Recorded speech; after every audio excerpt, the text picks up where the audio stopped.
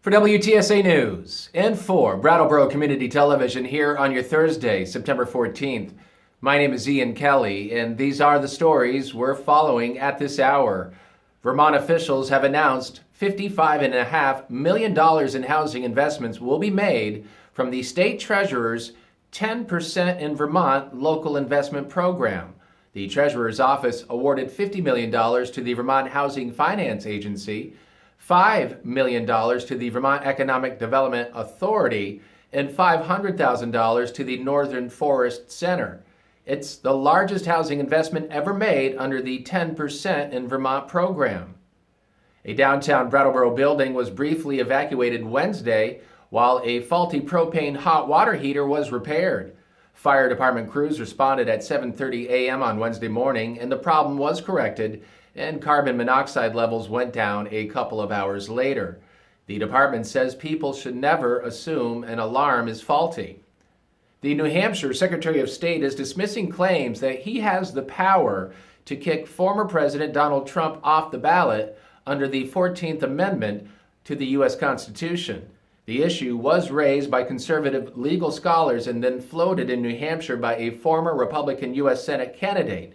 Secretary of State David Scanlon said the proper venue to determine that question is the U.S. Supreme Court, which could rule on nationwide eligibility, not a state presidential primary such as New Hampshire's.